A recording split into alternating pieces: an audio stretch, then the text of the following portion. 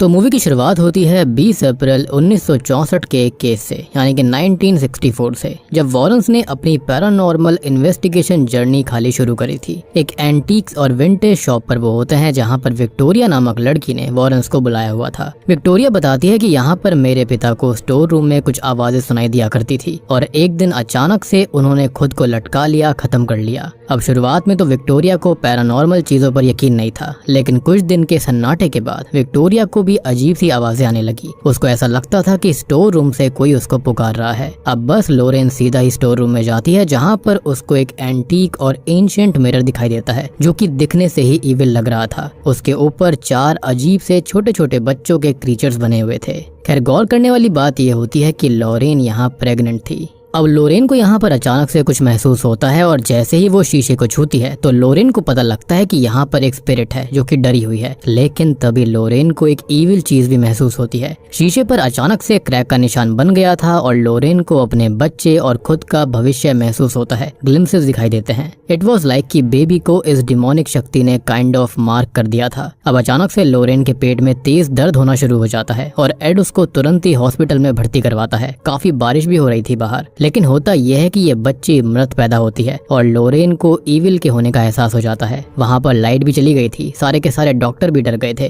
अब लोरेन भगवान से प्रे करती है और 1 मिनट के बाद ये बच्ची जिंदा हो जाती है, जो कि किसी चमत्कार से कम नहीं था। इस बच्ची का नाम जूडी रखा जाता है। एंड वी ऑल नो कि लोरेन सेंट लूसी की वंशज है, तो जूडी का बचना तो तय था। ईश्वर ने उसकी सुन ली थी, या फिर ये कहा जा सकता है कि ईश्वर की शक्ति की बजाय इनडायरेक्टली यहाँ पर किसी और शक्ति ने उसकी बात सुनी। खैर, वॉरेंस अब इस केस से दूर हो जाते हैं एज लोरेन जूडी को सेफ रखना चाहती थी। अब तभी हम जूडी की बचपन की ढेर सारी मेमोरीज को देख पाते हैं कि कैसे वॉरेंस ने बहुत अच्छे पल अपनी बेटी के साथ बिताए, साथ ही साथ 1000 से ज्यादा केसेस को सॉल्व किया। लेकिन उन्होंने जूडी को कभी भी इसके अंदर इन्वॉल्व नहीं किया, हमेशा उसे दूर रखने की कोशिश करी। इसका रीजन ये था कि जैसा हम सभी जानते हैं कि लोरेन एक मीडियम है, जैसे कि सिस्टर आयरीन थी। तो जूडी के पास भी बचपन से ही भूतों को, स्पिरिट्स को, इविल और पास्ट मोमेंट्स को देखने की शक्ति थी। वो डरती डरती अपनी माँ के पास आती है कि उसको डरावनी चीजें दिखाई देती हैं। तो लोरेन उसको एक चीज सिखाती है, अक्कड़ बक्कड़ बम्बे बो, ऐसा बोलो और ये सब रियल नहीं होता तो ये चीजें दूर भाग जाएंगी, जिससे कि जूडी रिलैक्स हो जाती है और यही चीज वो बड़े होने तक भी करती रहती है। खैर, अब वक्त बीतता रहता है, समय और दुनिया एडवांस होती जा रही थी। साल आ जाता है 1986, यानी कि 1986, वेस्ट पिटसन पेंसिल्वेनिया। हम तभी स्मर्ल परिवार को देख पाते हैं जिन्होंने एक नया घर खरीदा था जो कि 2 मंजिलों का था। सभी काफी खुश होते हैं और ये सीन बिल्कुल कॉन्जरिंग 2 के घर के सेटअप जैसा दिख रहा था और जितने मेंबर्स थे उस हिसाब से तो ये कॉन्जरिंग 1 की भी याद दिलाता है, जो कि काफी अच्छा रेफरेंस था। खैर, इस परिवार के अंदर कुल मिलाकर 9 सदस्य होते हैं। जैक के माता पिता जॉन और मैरी स्मर्ल, जॉन के बेटा बहू जैक और जेनेट स्मर्ल, जैक और जेनेट की 4 बेटियां जिनके नाम थे डॉन, हेदर और सबसे छोटी ट्विन सिस्टर शैरन और कैरन। और 9वां मेंबर यहाँ पर इनका डॉग था जिसका नाम था साइमन। अब हेदर का बर्थडे होता है और उसके दादाजी जॉन ने उसके लिए एक एंटीक मिरर परचेज किया था जो कि शॉकिंगली शुरुआती सीन वाला, यानी कि लोरेन वॉरेन वाला ही मिरर था। इनफैक्ट वो क्रैक आज तक वहीं पर मौजूद था and it was very creepy as well. John ने ये कहा कि ये काफी सस्ते में उसको मिल गया, एज जो लोग इसको बेच रहे थे ये उनकी गाड़ी में आया नहीं। बट वी ऑल नो कि वो लोग पक्का इसको रिड ऑफ करने की कोशिश कर रहे थे, क्योंकि ये मिरर जहाँ भी जाता होगा वहाँ पर कुछ ना कुछ तबाही लाता होगा। अब हेदर केक कट करने ही वाली थी, लेकिन कैंडल्स तभी अचानक से कोई और ही बुझा देता है और सीलिंग टूटकर नीचे गिर जाती है, जिससे कि हेदर को काफी चोट आई थी। यानी कि इविल ने आते ही अपनी शक्ति दिखा दी, बिल्कुल भी इंतजार नहीं किया। और बाकी मूवीज के अंदर ये चीजें धीरे धीरे होती हैं, लेकिन यहाँ पर ये अचानक से हो गया था। खैर, तभी हमको एक वार्निंग दिखाई जाती है कि ये अब तक की सबसे खतरनाक सच्ची घटना है वॉरेंस की, जिसने कि वॉरेंस का करियर तक खत्म कर दिया था। एनीवेज, अब हम वॉरेंस को देखते हैं जो कि अपना एज यूजुअल लेक्चर दे रहे थे अबाउट एनाबेल। लेकिन हम देखते हैं कि ऑडियंस में जूडी के साथ कुछ और बच्चे भी थे जो कि इनडायरेक्टली वॉरेंस का मजाक बनाकर चले जाते हैं। क्योंकि जमाना काफी फॉरवर्ड हो रहा था तो लोगों को इन चीज पर यकीन नहीं था। सबसे बड़ी बात कि जब से एड को हार्ट अटैक आया था उसके बाद से ही इन लोगों ने केसेस को लेना छोड़ दिया था। खैर, अब वॉरेंस मिलकर डिनर करने जाते हैं, लेकिन अचानक से जूडी और लोरेन दोनों को महसूस होता है कि कुछ तो जाग गया है। सडनली हॉन्टिंग बढ़ जाती है और जूडी के कंधे पर से किसी एंटिटी का हाथ आता है, जिसको देखकर माँ बेटी दोनों डर गई थी, लेकिन वो शांत रहने की कोशिश करती हैं। दोनों ही अक्कड़ बक्कड़ वाला मंत्र गाती हैं और माँ बेटी दोनों ही इन चीजों को अवॉइड करने की कोशिश में थी, क्योंकि वो नहीं चाहती थी कि वो किसी भी इविल से टक्कर लें। मीनवाइल स्मर्ल हाउस के अंदर सूजी नाम की डॉल खुद पे खुद आवाज करने लगती है, जो कि ट्विन सिस्टर्स की डॉल थी। तभी जैनेट जो होती है वो कपड़े धो रही होती है, लेकिन अचानक से बेसमेंट के अंदर उसे किसी की प्रेजेंस महसूस होती है। ये डॉल भी उसको डरा रही थी अपने रूम के अंदर। फिर जब जैनेट जो होती है वो फोन पर किसी से बात कर रही थी तो कोई पेंट्री से फोन की वायर को खींचने लगता है। जैनेट को लगता है कि बच्चियां होंगी, लेकिन बच्चियां तो दूसरी साइड खेल रही थी। अब अचानक से फोन कोई अंदर खींच लेता है, लेकिन जब जैनेट लाइट को ऑन करती है तो वहाँ कोई नहीं था, जिससे कि जैनेट वॉज रियली स्केयर्ड। अब अगली हॉन्टिंग होती है ट्विन सिस्टर्स में से एक के साथ में। सूजी डॉल अचानक से हवा में लेविटेट करती है, जिसके पीछे किसी बूढ़ी दादी का भूत था, जिससे बच्ची डर कर भाग जाती है। अब जैक तभी रात में काम से वापस आता है और इस हॉन्टिंग के बारे में बच्ची सबको बता रही थी, लेकिन कोई भी उसकी बात नहीं मानता। लेकिन जैनेट अंदर अंदर जानती थी कि यहाँ पर कुछ तो है। सबको लग रहा था कि दादी ने ऐसा मजाक किया होगा, लेकिन हम जानते हैं कि ऐसा कुछ नहीं था। वो बूढ़ी महिला का भूत कोई और ही था। तभी हम हैदर और डॉन को देखते हैं, जो कि आपस में बातें कर रही थी। हैदर बताती है कि उसको ये शीशा पसंद नहीं है। जब से यहाँ पर आया है तब से कुछ ना कुछ दिक्कत हो रही है। तो डॉन उल्टा हैदर का ही मजाक बनाती है कि वो भी बिल्कुल ऐसी ही दिखती है, यानी कि मिरर के ऊपर बने हुए लोगों की तरह। लेकिन मजाक उड़ाने के बावजूद भी बीइंग अ सिस्टर वो हैदर की हेल्प करती है और मिरर को रात में ही उठाकर बाहर कचरे के ढेर में फेंक देती है। इनको ये लगा कि मिरर जब से आया है तब से ही बुरी चीजें घटित हो रही थी। खैर अब अगली सुबह जब सभी नाश्ता कर रहे होते हैं सब काफी खुश थे, लेकिन तभी होता यह है कि बाहर कचरे वाली गाड़ी आती है, जो कि इस मिरर को ले जाने लगती है। अब जैसे ही कूड़े वाले ट्रक का ट्रंक बंद होता है तो ये मिरर पीसेस में टूट जाता है। लेकिन वी ऑल नो कि ईविल ऐसे नहीं जाता। अचानक से डॉन जो होती है उसको खून की उल्टियां होने लगी थी और जो मिरर के टुकड़े टूटे हुए थे वो उसके मुंह से बाहर आना शुरू हो जाते हैं, यानी कि ईविल उसको यहाँ पर इनडायरेक्टली टॉन्ट कर रहा था कि वो उसकी शक्ति के आगे कुछ भी नहीं है और वो ज्यादा ओवर स्मार्ट ना बने। और स्मर्ल परिवार तुरंत ही डॉन को लेकर हॉस्पिटल भागता है और ये पहला ऐसा पल था जिससे कि स्मर्ल परिवार को यकीन होने लगा था कि इस घर के अंदर जरूर कोई ईविल शक्ति मौजूद है। खैर अब तभी हम एड को हॉस्पिटल में देखते हैं, जहाँ पर डॉक्टर क्लियरली बताते हैं कि एड अब एक और हार्ट अटैक सहन नहीं कर पाएगा, उसको अपना लाइफस्टाइल फूड चेंज करना होगा। लेकिन एड बीइंग एड डॉक्टर के नहीं सुनता। अब जूडी जो होती है वो अपने माता पिता को अपने बॉयफ्रेंड टोनी के बारे में बता चुकी थी कि वो बर्थडे पार्टी में आएगा और 6 महीने पहले से वो डेट कर रहे हैं, लेकिन एड इससे इतना खुश नहीं होता। अब तभी एड के बर्थडे का दिन आ जाता है। घर में एक बड़ी पार्टी थी। जूडी और टोनी एक साथ आते हैं, जहाँ पर टोनी काफी घबराया हुआ सा लग रहा था। अब हम पार्टी के अंदर फादर गॉर्डन को भी देख पाते हैं, जो कि वॉरेंस के काफी करीब थे। जूडी को वो खुद की बच्ची भी मना करते। अब जूडी अपने माता पिता से फादर गॉर्डन से टोनी को मिलवाती है और हमको पता चलता है कि टोनी पहले पुलिस में था, लेकिन कुछ ऐसा हुआ जिसकी वजह से उसने नौकरी छोड़ दी और फिलहाल वो नौकरी की तलाश में था। अब हम एड को देखते हैं, जो कि कुछ लोगों को अपना म्यूजियम दिखा रहा होता है, लेकिन टोनी दूर से ये देखकर काफी डर सा गया था, एज ये फैमिली थोड़ी सी अलग थी। तभी जूडी रूम के अंदर अकेली बैठकर अपने पास्ट की फोटोज देख रही होती है, बचपन को देख रही होती है, लेकिन तभी उसको रॉकिंग चेयर दिखाई देती है जो कि हिल रही थी और उस पर एनाबेल डॉल थी। जूडी फिर से खुद को शांत करती है कि तभी टोनी आकर उसको संभालता है। अब टोनी और जूडी किस करते हैं कि तभी वहाँ पर लोरेन आ जाती है, जिससे कि माहौल काफी शर्मा शर्मी का हो गया था। अब लोरेन जो होती है वो टोनी को असल में टेनिस टेबल खेलने के लिए बुलाने आई थी। अब टोनी तो एड के पास चला जाता है, लेकिन लोरेन जूडी से बात करती है कि बात क्या है, आजकल हॉन्टिंग्स इतनी फ्रिक्वेंटली क्यों हो रही हैं, वो भी इतनी खतरनाक। लेकिन जूडी कुछ नहीं बोलती, लेकिन लोरेन वार्न करती है कि बेटा इन चीजों से दूर रहो, ये जिंदगी खराब कर देती है। इवन लोरेन खुद आज तक पछता रही है और ये चीजें माइंड को मैसअप कर देती हैं। अब तभी बाहर हम एड और टोनी को टेबल टेनिस खेलते हुए देखते हैं, जहां पर एड जो होता है वो टोनी को 3 पॉइंट से हरा देता है। लेकिन एड की हालत काफी खराब हो गई थी, उसका हार्ट काफी कमजोर हो चुका था। खैर अब जूडी थोड़े समय के लिए बाहर जाती है, लेकिन तभी हम टोनी को वॉरेन से बात करते देखते हैं कि वो जूडी से बहुत प्यार करता है, शादी के लिए रिंग लेकर आया है, प्रपोज करना चाहता है। लोरेन तो रिंग देखकर काफी खुश थी, इनफैक्ट उसने टोनी का हाथ भी टच किया था। मे बी शी फेल्ट कि सच में टोनी उसकी बेटी से काफी प्यार करता है and she was ready for marriage. लेकिन एड अभी भी स्केप्टिकल था। टोनी बताता है कि उसने रिंग बहुत जल्दी खरीद ली थी जब वो जूडी से मिला था, उसको पता था कि शी इज द वन। लोरेन तो काफी शर्मा रही होती है, खुश भी होती है कि उन्होंने भी तो ऐसी ही शादी करी थी, लेकिन एड अपनी बच्ची को लेकर चिंतित था। ऑब्वियस सी बात है, जो बचपन में हुआ था उसके बाद से वो अपनी बेटी से बहुत ही ज्यादा प्यार करता था।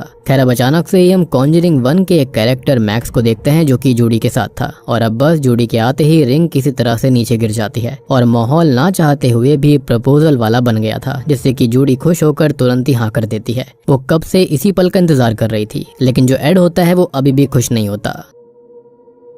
तभी हम फादर गॉर्डन को वॉरेंस के यहाँ से विदा लेते देखते हैं, लेकिन फादर गॉर्डन पार्टी में खास बात करने के लिए आए थे और वो थी स्मर्ल परिवार के बारे में। वो काफी महीनों से हॉन्टिंग्स को झेल रहे थे और स्मर्ल परिवार ने किसी प्रीस्ट से बात करी थी। फिर उन्होंने फादर गॉर्डन को बताया। देन वो वॉरेंस के पास आए हैं। एड तो यहाँ पर तैयार हो गया था, लेकिन लोरेन इसके लिए साफ इनकार कर देती है कि वो इन सब में इन्वॉल्व नहीं होंगे। अब निराश होकर फादर गॉर्डन को वहाँ से जाना पड़ता है, ये कहते हुए कि वो इस बारे में सोचे जरूर। खैर अब सीन सीधा स्मर्ल परिवार के घर की तरफ आता है, जहाँ पर अब दिक्कत काफी बढ़ गई थी। जैक जो होता है वो अब सेम तरह से रात में घर वापस आता है, लेकिन अब उसका फेस उतरा हुआ था। पूरा परिवार डर चुका था। डॉन पिछले वॉमिट वाले हादसे के बाद से काफी डर चुकी थी। वो अपने पिता पर भी चिल्ला देती है कि वो होटल में या फिर कहीं और क्यों नहीं रह सकते, लेकिन उनके पास इतने पैसे भी नहीं थे और ये ईविल शक्ति उनको कहीं भी जाने नहीं देती। लेकिन सबसे बड़ी बात ये थी कि ये ईविल उनको बस नुकसान पहुंचा रहा था, डरा रहा था, मार नहीं रहा था, क्योंकि मारना होता तो वो कब का खेल खत्म कर देता। एनीवेज अब रात में जब सब सो रहे होते हैं तो अचानक से ही जैक को कोई ईविल शक्ति हवा में लेविटेट करने लगती है। उसका गला भी चोक करने लगती है और ये जो सीन था वो बिल्कुल कॉन्जरिंग 1 के बैथशेबा वाले सीन से मिलता है। खैर तभी हैदर अपने बर्थडे वाले दिन की और कंफर्मेशन वाले दिन की वीडियो टेप देख रही थी, तो वो पॉज कर देखती है, जिससे उसको अपने साइड में एक एंटिटी दिखती है जिसने वो कैंडल्स बुझाई थी। और बस अब क्या था, ये जो एंटिटी होती है यानी कि ये बड़े बालों वाला आदमी एक कुल्हाड़ी लेकर हैदर को काटने आने लगता है। हैदर बहुत तेज चिल्लाती है। अब ऊपर जैनेट उठती है तो देखती है कि जैक को कोई खत्म कर रहा था। खैर अब जैनेट जो होती है वो जैक को बचाती है और नीचे आ रही आवाजों के चलते वो सभी हैदर को देखने जाते हैं। हैदर काफी डर गई थी और बस तभी जले पे नमक छिड़कने के लिए डॉन सभी को टॉन्ट करती है कि अब सबके साथ हुआ तब यकीन हुआ कि मैं झूठ नहीं कह रही थी। और बस अब क्या था, जैनेट और जैक मीडिया में चले जाते हैं, जिससे कि ये केस आग की तरह हर जगह फैल जाता है। सबको बताया जाता है कि किस तरह से एक परिवार जो है उसके अंदर इस तरह की हॉन्टिंग्स होती हैं और वो लोग रोज मौत जैसा मंजर झेल रहे हैं। अब वॉरेंस जो होते हैं उन्होंने अभी तक ये खबर नहीं देखी थी और जूडी की शादी तय हो चुकी थी और वो ब्रेंडा नाम के डिजाइनर के पास आते हैं, जो कि इस न्यूज को ही बंद कर देती है, एज वो नहीं चाहती थी कि उसका बिजनेस खराब हो या फिर वॉरेंस जिन्होंने ये काम छोड़ दिया था वो फिर से इसके अंदर आ जाएं। अब तभी ब्रेंडा जूडी को चेंजिंग रूम के अंदर ड्रेस पहनाने के बाद लेकर जाती है चेक करने के लिए कि फिटिंग ठीक है या फिर नहीं। लेकिन तभी किसी के फोन की वजह से उसको बाहर जाना पड़ता है, क्योंकि उसकी असिस्टेंट फोन नहीं उठा रही थी। अब ये रूम मिरर से हर तरफ से ढका हुआ था। अचानक से ही जूडी को वहाँ पर किसी के होने का एहसास होने लगता है, तो गेट खोलकर कोई अंदर आता है, जिससे जूडी को लगता है कि ब्रेंडा आई होगी, लेकिन इट वॉज नॉट ब्रेंडा। वो उसकी ड्रेस में छुपकर बाहर आती है तो वो वही शॉकिंगली बूढ़ी लेडी का भूत था जो कि स्मर्ल परिवार के अंदर था। यानी कि ये सब कहीं ना कहीं आपस में जुड़ा हुआ है। अब ये गोस्ट जो होती है वो जूडी की तरफ आने लगती है। वो जूडी को टच भी करती है, लेकिन अक्कड़ बक्कड़ बम्बे बो वाले नारे से वो चली जाती है। लेकिन अचानक से जूडी देखती है कि शीशे में से ही उसका इविल वर्जन उसको चोक कर रहा है, जिससे कि जूडी काफी डर गई थी। और तभी लोरेन और ब्रेंडा अंदर आते हैं और इस चीज से तो लोरेन काफी घबरा जाती है, क्योंकि काफी समय से ऐसी हॉन्टिंग्स नहीं हुई थी। तभी मीडिया के अंदर ये सारी कवरेज चल रही होती है और हम देखते हैं कि मैरी जैनेट यानी कि जैक की माँ को हार्ट अटैक आ गया था। उनको हॉस्पिटल ले जाया जाता है कि तभी फादर गॉर्डन चर्च को बिना बताए स्मर्ल परिवार की हेल्प करने के लिए आते हैं, जो कि सीधा कनेक्टिकट से आ रहे थे। वो बेसमेंट में जाकर होली वाटर छिड़कते हैं तो वाटर जो होता है वो तुरंत ही इवेपोरेट हो जाता है, जो कि कंफर्म करता है कि यहाँ पर कुछ तो इविल था, जिससे कि उनको कुछ तो दिखाई देता है। वो डरते हुए बाहर आते हैं और ये बोलते हैं कि यहाँ पर बहुत ही इविल चीज है और उनको तुरंत ही बिशप से मिलकर इस केस को सॉल्व करना होगा, क्योंकि ये चीज बहुत ही डेंजरस है। वो वापस आने का वादा करके सीधा बिशप मकैना से मिलने आते हैं और उनकी एंट्री चर्च के अंदर बिल्कुल एक्सॉर्सिस्ट मूवी जैसी होती है, जो कि काफी बढ़िया भी थी। इस मूवी के अंदर काफी सारी मूवीज के एलिमेंट्स डाले गए हैं, जो कि अगर आप ट्रू हॉरर फैंस हो तभी आप उसको समझ पाओगे। खैर अब बिशप की असिस्टेंट और सेक्रेटरी फादर गॉर्डन को इंतजार करने के लिए कहती है, लेकिन तभी उनकी नाक से अचानक से खून आना शुरू हो जाता है। बाहर एक वायर कॉर्ड अपने आप खींचने लगती है और तभी वहां से सेक्रेटरी गायब हो गई थी। अचानक एक फोन बज उठता है, जो कि जूडी का था, जो कि ये कह रही थी कि अब बहुत हुआ और आप जा सकते हैं, आपका काम खत्म हुआ। बेसिकली ये डीमन था जो कि फादर को मॉक कर रहा था कि अब वो खत्म होने वाले हैं।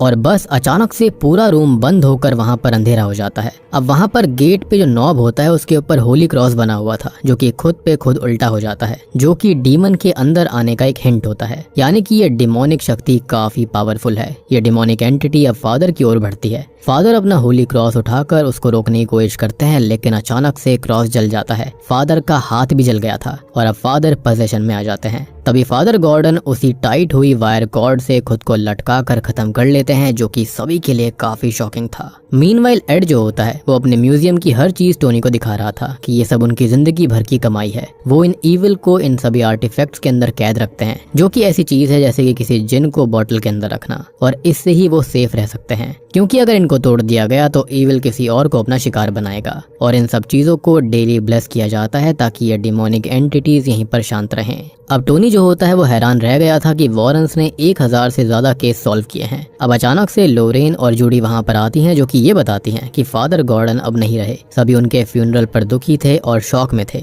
लोरेन को काफी बुरा लगता है, लेकिन जूडी जैसे ही उनकी कब्र छूती है तो वो कुछ देखती है, जिससे कि जूडी सहम गई थी। तभी फादर ज़ेंगलर वॉरेंस को ये बताते हैं कि आपकी इमेज बेशक से चर्च और मीडिया में खराब है, लेकिन फादर गॉर्डन हमेशा उनकी तारीफ करते थे क्योंकि उनका काम सच्चा था, वो सबकी हेल्प करते थे। लेकिन तभी जूडी उनसे एक सवाल करती है कि फादर गॉर्डन की मौत से पहले वो गए कहाँ पर थे। तो वो ये बताते हैं कि वो पेंसिल्वेनिया यानी कि स्मर्ल हाउस में गए थे। और बस जूडी का विजन और ये बात आपस में सेट बैठ जाती है। खैर घर पर अब लोरेन बर्तन साफ कर रही थी कि तभी उसको एक विजन आता है, जिसके अंदर जूडी वाला लॉकेट सिंक के अंदर गिर गया था, जिसमें खून भरा हुआ था और पूरा किचन खून से भर जाता है। लेकिन तभी एड उसको संभालता है और लोरेन समझ जाती है कि जूडी की जान खतरे में है। और टोनी तभी आकर उनको बताता है कि जूडी पेंसिल्वेनिया स्मर्ल हाउस गई है। वॉरेंस ने पहले ही डिसाइड कर लिया था कि वो केस नहीं लेंगे और सीधा जूडी को लेकर घर आ जाएंगे। लेकिन जैक और जैनेट वॉरेंस को देखकर काफी खुश थे कि फाइनली कोई तो एक्सपर्ट उनके यहाँ पर आया। वो बताते हैं कि वो मीडिया में गए ही हेल्प के लिए थे, लेकिन उल्टा सभी उनको गलत समझने लगे। प्लीज हमारी हेल्प करो। लेकिन जूडी को लेकर वॉरेंस वहाँ से जाने लगते हैं, लेकिन जूडी रुक जाती है। वो अपनी माँ को समझाती है कि आप आज तक सबको बचाते आए, तो इन सबको क्यों नहीं। इनकी हालत देखिए। पहले वो नहीं समझ पाई थी कि वो सब ऐसा क्यों करते हैं, लेकिन आज इस परिवार को उनकी जरूरत है और जूडी इस चीज को समझती है। फादर गॉर्डन भी आखिरी टाइम यहीं पर आए थे और उनकी मौत का राज यहीं पर दफन है और उनके लिए उनको ये करना पड़ेगा और वो कुछ तो बताना चाहते थे। और बस ये सुनते ही वॉरेंस रेडी हो जाते हैं स्मर्ल परिवार की हेल्प करने के लिए। यानी कि मूवी 1.25 घंटा चलने के बाद में यहाँ पर शुरू होता है असली केस। उससे पहले तो खाली बेस लाइन ही बनाई जा रही थी,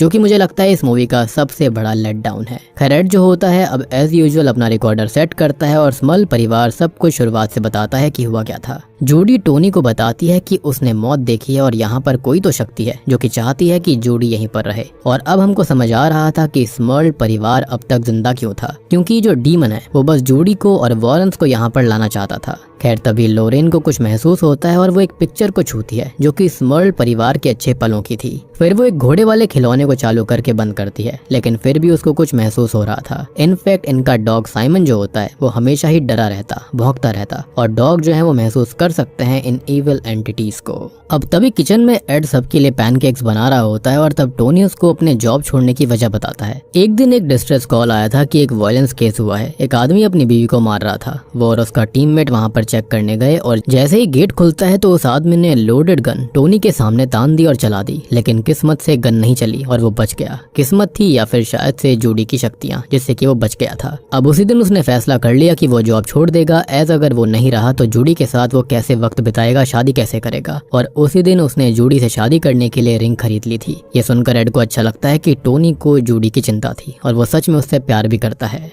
अब जूडी जो होती है वो सभी बच्चों को खुश रखने की कोशिश कर रही थी और लोरेन को ऊपर रूम की तरफ से कुछ महसूस हो रहा होता है। लेकिन तभी जूडी अपनी माँ की तस्वीर लेती है और फ्लैश ऑन होने की वजह से लोरेन डर जाती है। लेकिन तभी दोनों को कुछ महसूस होने लगता है जो कि ऊपर से आ रहा था और लोरेन अकेले ही ऊपर चेक करने जाती है, जहाँ पर जूडी के पीछे सूजी डॉल थी, जिसको ट्विन सिस्टर कैरन आकर ले जाती है। और जो एनाबेल जैसी डॉल से भिड़ गया हो उसको डॉल्स कैसे ही पसंद आएंगी। एनीवेज लोरेन बेड पर चेक करती है तो कोई एंटिटी थी जो कि यहाँ पर चादर के अंदर अपने हाथ दिखाते हुए चली जाती है। तभी हम एक चीज पर गौर करते हैं कि गेट पे 3 स्मॉल सी थ्रू स्क्वायर्स बने हुए थे, जो कि दर्शाता है कि बड़ा गेट यानी कि कॉन्जरिंग 4 के अंदर 1, 2 और 3 भी है। यानी कि ये मूवी सबसे भयानक है अब तक की। अब तभी लोरेन अचानक से बेसमेंट में जाती है जहाँ पर उसको कुछ महसूस हुआ था और लोरेन जो होती है वो सारा मांजरा समझ जाती है कि आखिर इस घर में हो क्या रहा है। लोरेन एड को बताती है कि इस घर में 3 आत्मा हैं, कहानी ऐसी है कि इस घर के अंदर एक लेडी और उसकी माँ और उस लेडी का पति था, लेकिन पति बहुत जुल्म करता था तो उस लेडी का अफेयर किसी से हो गया। जब ये बात उस आदमी को पता लगी तो उसने कुल्हाड़ी की मदद से माँ और बेटी दोनों को खत्म कर दिया। बेसिकली ये प्रेत आत्माएं हैं और वो आदमी खुद भी खत्म हो गया था। और यही लंबे बाल वाली स्पिरिट हमने देखी थी जिसने हैदर के ऊपर कुल्हाड़ी से हमला किया था। और जो कुछ हादसे हुए थे वो बेसमेंट के अंदर ही हुए थे, यानी कि वहीं पर इनको मारा गया था। लेकिन एड ये कहता है कि तो इसमें कौन सी बड़ी बात है, प्रेत आत्माओं को तो वो तुरंत ही खत्म कर सकते हैं, कितनी प्रेत आत्माओं को उन्होंने शांत किया है। लेकिन लोरेन ये कहती है कि ये बात पूरी नहीं है। ये जगह पहले एक खेत हुआ करती थी और ये 3 स्पिरिट्स तो खाली कठपुतलियां हैं। असली इविल फोर्स कोई और ही है जो कि इनके पीछे छुपा हुआ है और लोरेन उसको देख नहीं पा रही, और यही सबसे ज्यादा कंसर्निंग चीज थी। और यही रीजन है कि ये इविल जो है वो इन्हीं 3 आत्माओं का इस्तेमाल कर रहा है स्मर्ल परिवार को हॉन्ट करने के लिए। लेकिन उनका कहना ये था कि किसी भी इंसान को अभी तक पोजेशन में नहीं लिया गया। लेकिन ऐसा क्यों था? क्योंकि पास्ट में हर एक केस के अंदर पोजेशन हुआ था, लेकिन ये इविल इतना इंतजार किस चीज का कर रहा था, ये बात उनकी समझ में नहीं आ रही थी।